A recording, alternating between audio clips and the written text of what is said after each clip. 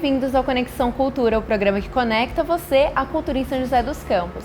E nesse mês que é dedicado às mulheres, eu resolvi trazer mulheres para falar de mulheres, quanto mulheres, né? E olha, é assim que eu gosto de ver o Conexão Cultura. E eu vou conversar com a Andréia de Barros, que é publicitária, poeta, redatora, roteirista, professora doutora em teoria e história literária e mestre em literatura e crítica literária.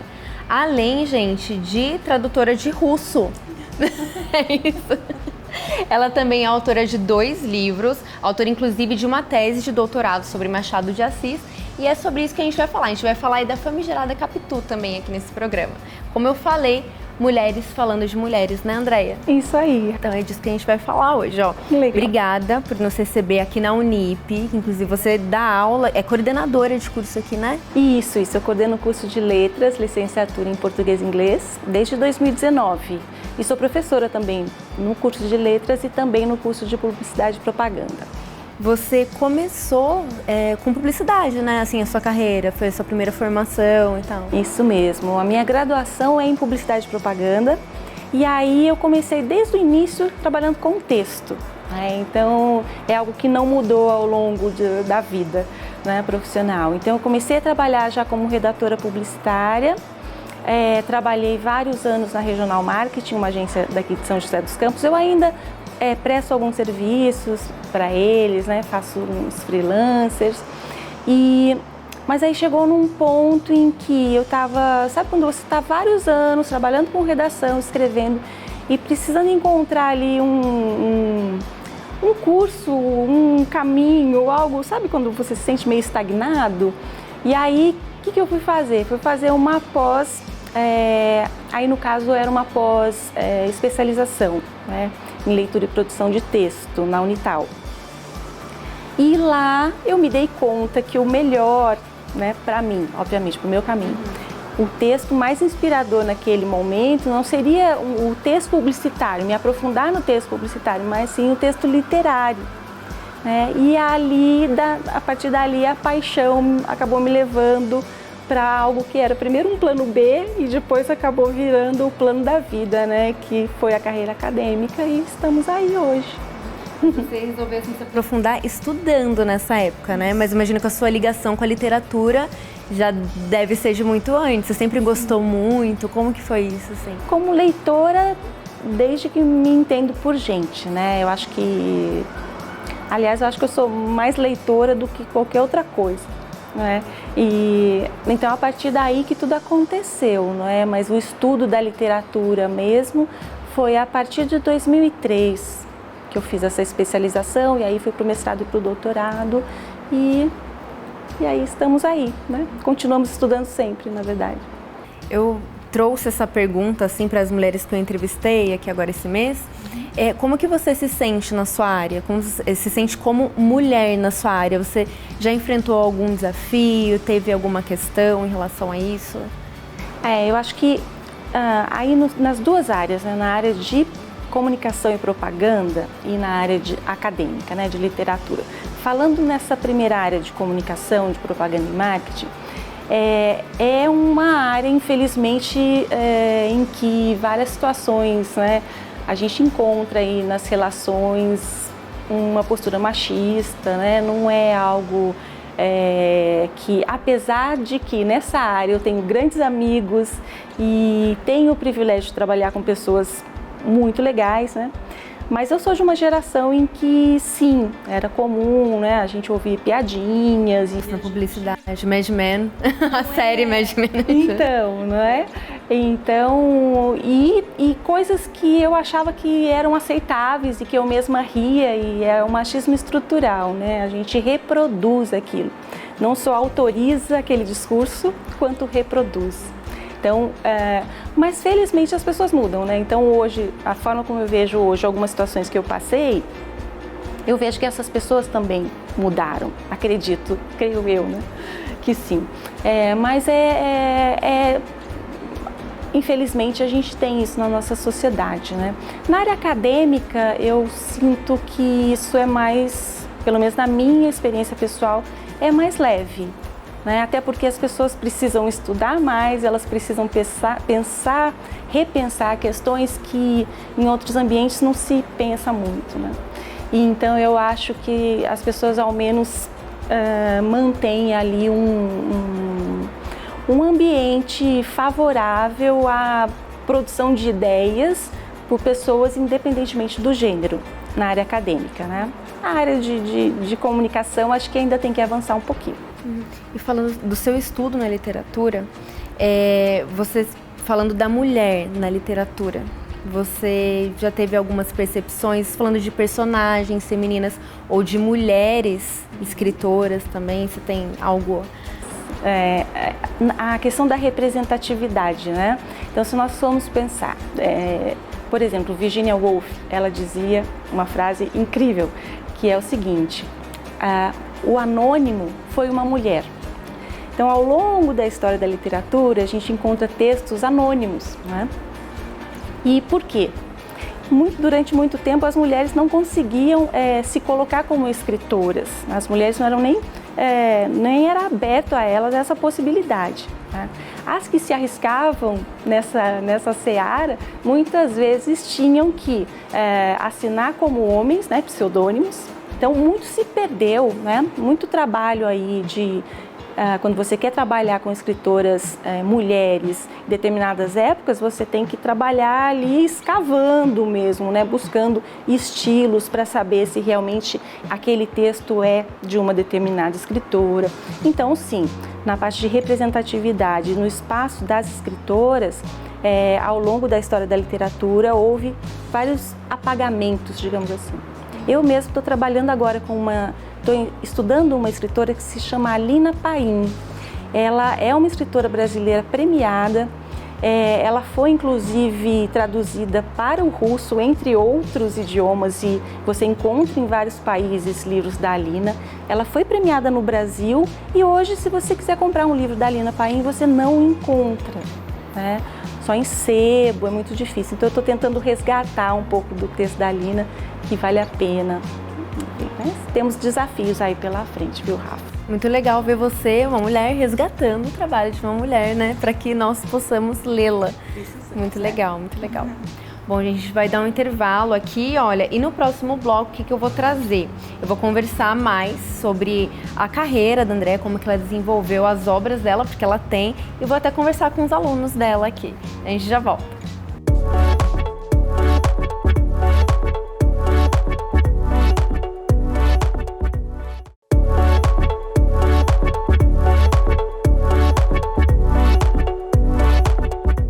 Estou de volta aqui com a Andréa de Barros e agora a gente vai conversar sobre as publicações dela.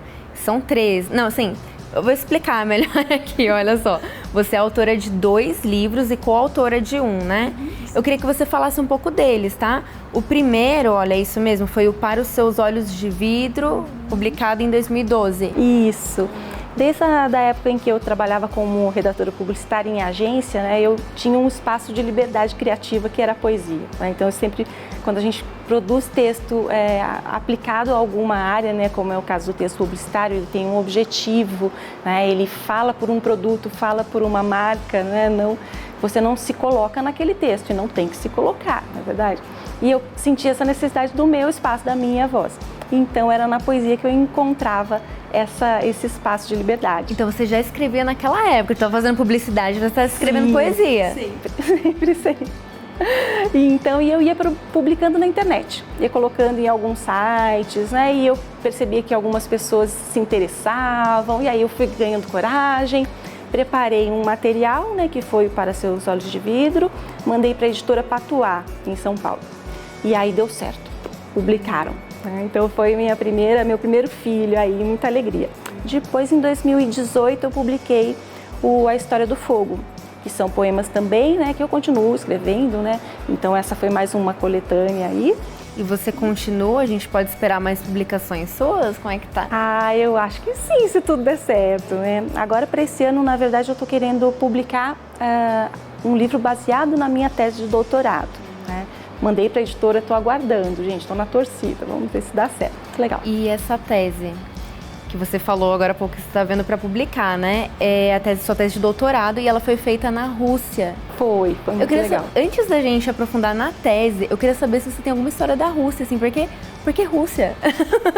Como que você passou um tempo lá, né? Então, eu sou apaixonada por Dostoiévski, né? Então foi pela literatura também, né? Aliás, sou apaixonada por alguns autores, né? O Machado de Assis também, mas Dostoiévski eu adoro. E aí eu quis fazer uma comparação entre um livro Isso, na verdade, foi no mestrado. A história começa no mestrado e vai para o doutorado, né? Então eu quis fazer uma comparação entre Dostoiévski e Machado de Assis, isso eu fiz no mestrado.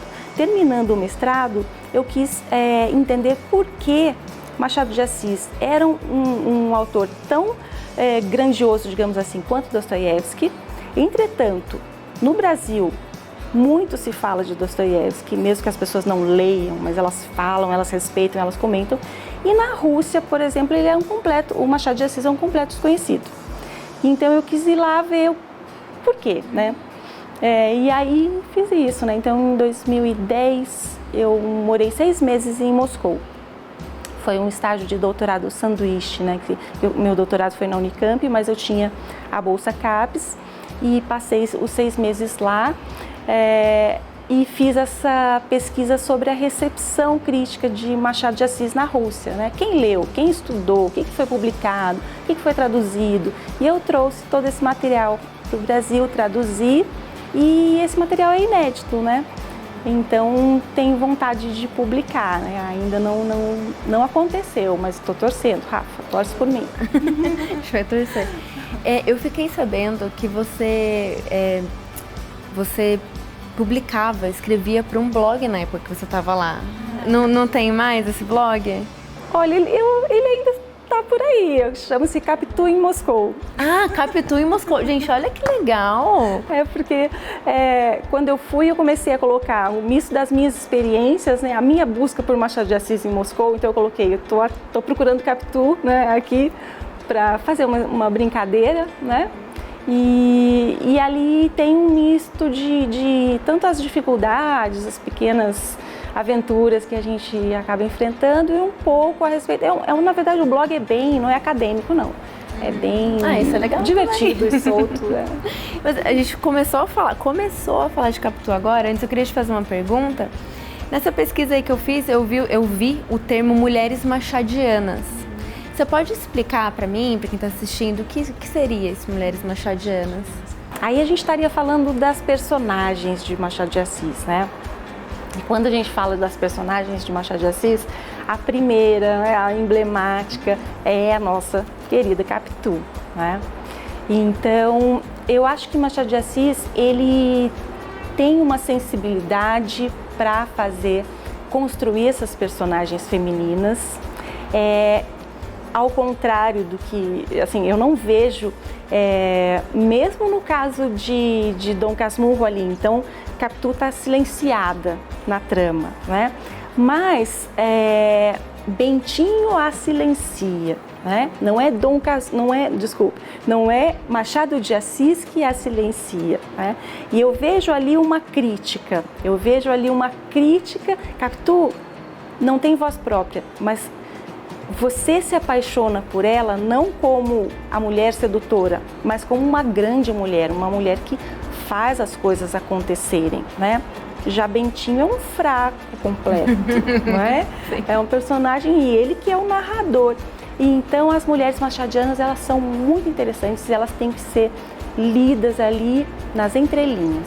Eu percebi outra coisa nas pesquisas que eu fiz, que é o seguinte: eu vi que as pessoas, o mesmo texto, né, pensando aí no Dom Casmurro, o mesmo texto ele pode ser interpretado diferentemente por pessoas diferentes, ou pode ter uma interpretação diferente até pela mesma pessoa quando lido em épocas diferentes da vida. Você encontra muito isso, né? Isso.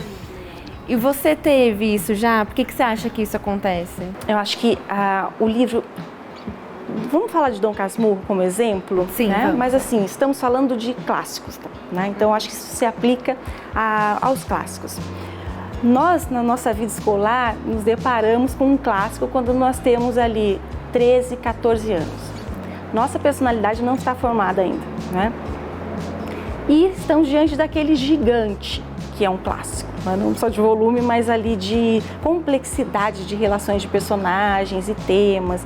Então nós temos uma primeira leitura que, apesar de ser orientada pelo professor, costuma ser uma leitura um pouco rasa, não fala diretamente com as nossas questões como adolescentes ali, não é? Não estamos preparados.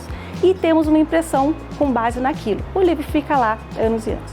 Depois, por alguma razão, a gente vai, ou por vontade própria, ou enfim, o livro reacontece, né? Acontece novamente na nossa vida. E aí já somos pessoas diferentes, somos outros. Quando vamos ler o mesmo texto, já temos um instrumental, uma bagagem de vida, né? Um conhecimento de mundo, que aquele texto vai te falar de forma completamente outra. Né? Então, esse é o grande poder dos clássicos. Um livro não é clássico por acaso. Porque ele tem esse poder de ser revisitado ao longo da sua vida e vai estar sempre se renovando. Né? E até pessoas diferentes também, né? Também, né? Então abre muita discussão. Um acha que foi, esse é um ótimo exemplo disso, Dom Casmurro, né? Uma pessoa acha que foi isso, deixa implícito e aí cada um tem a sua interpretação, né? Uhum. Ó, pessoal, a gente vai dar uma pausa na conversa, mas no próximo bloco a gente volta para falar mais sobre esse assunto.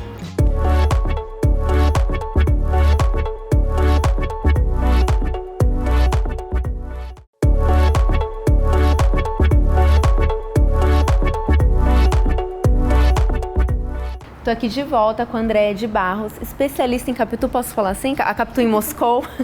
Posso falar assim? Pode. Especialista em Capitu? Gostei. Ó, eu queria que você explicasse, para contextualizar, porque nesse bloco a gente vai falar bastante da Capitu. Você pode explicar a história dela lá no Dom Casmurro, assim, rapidinho? Porque... Claro, vamos relembrar, né? Entender. Bom, Capitu, no livro Dom Casmurro, né?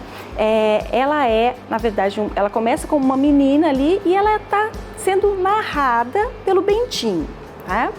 Que está fazendo essa narração já no fim da vida, digamos assim. Ele já passou, já envelheceu, já está tentando reconstruir a casa que ele viveu no passado, enfim.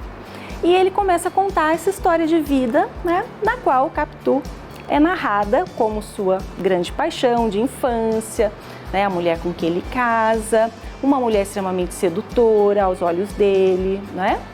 E que depois do casamento, Bentinho acredita que foi traído.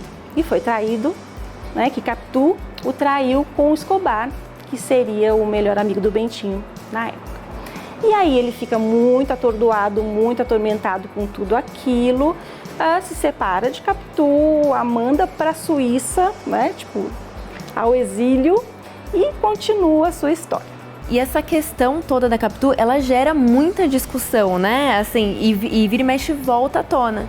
Você vê na internet, voltando, tem de tempos em tempos, né? Eu queria te perguntar, assim, da sua opinião, você que, né, estudou bastante do assunto, você acha que é porque tem um caráter de fofoca? E ainda mais assim, fofoca sobre a vida de uma mulher? Sim, eu acho que tem, né? Eu acho que tem. E tem também algumas questões aí, porque quando Machado de Assis publica Dom Casmurro, isso é final do século XIX, 1899, tá? O livro foi recebido e lido e todos os críticos diziam: há um adultério, o livro trata de uma traição, há um adultério ali. Era certeza, né? Era certeza, ninguém questionava. Até que em 1960, uma crítica literária feminista americana chamada Ellen Caldwell lança um livro que se chama O Otelo Brasileiro de Machado de Assis. Esse livro, ou seja, ela compara Dom Casmurro com o Otelo. O Otelo de Shakespeare, a gente tem a Desdémona, o Otelo e o Iago. Otelo acha que Desdémona traiu com o Iago, vai lá, mata Desdémona e ao final ele descobre que Desdémona não havia traído, né? Era inocente. Essa é a tragédia toda.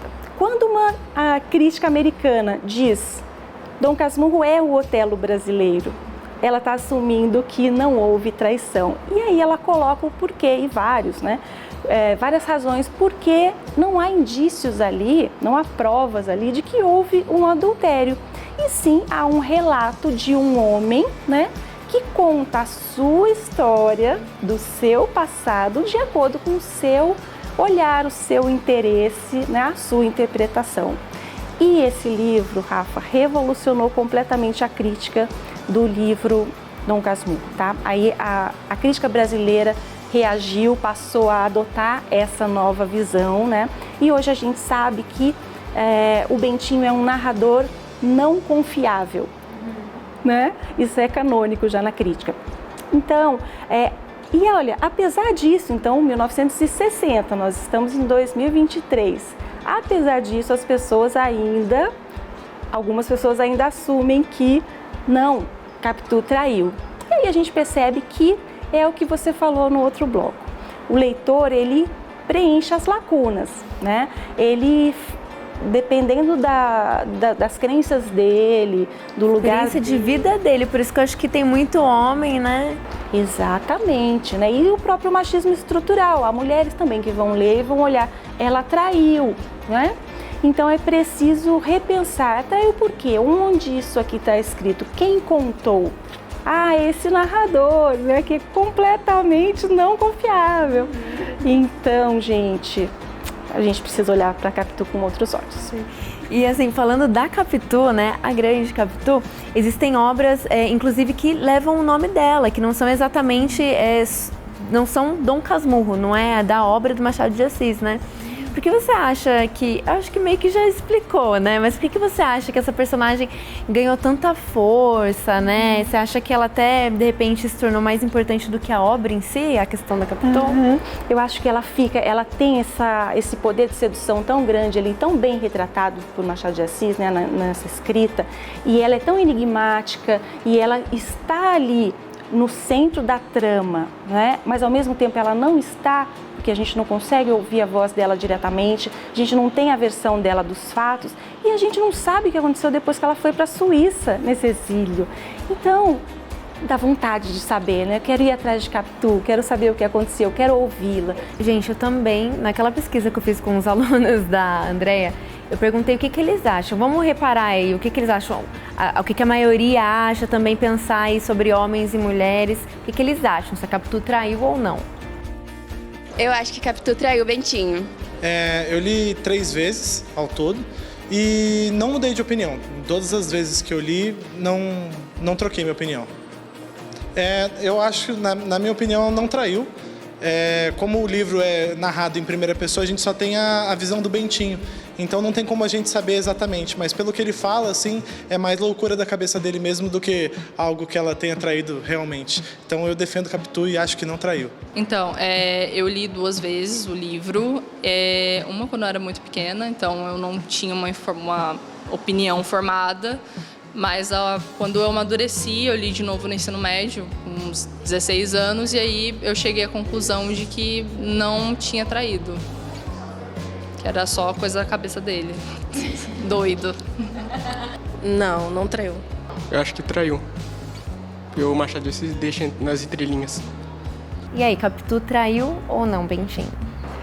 Olha, como professora, eu vou dizer que não há indícios, né, de traição e que Machado de Assis escreveu um excelente enigma, não é?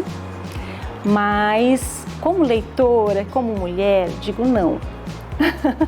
Capitu não traiu. Ou, se traiu, não há provas. Mas eu queria saber a sua opinião da atualidade sobre as personagens femininas. Você acha que teve uma transformação? Não nas personagens, porque você acha que de repente elas são mais profundas? Enfim, teve alguma transformação aí? Se a gente for olhar agora na literatura brasileira contemporânea, tem muita coisa interessante sendo produzida por mulheres. Então tem um livro da Aline Bey, que foi um livro premiado recentemente, se chama Pequena Coreografia do Adeus.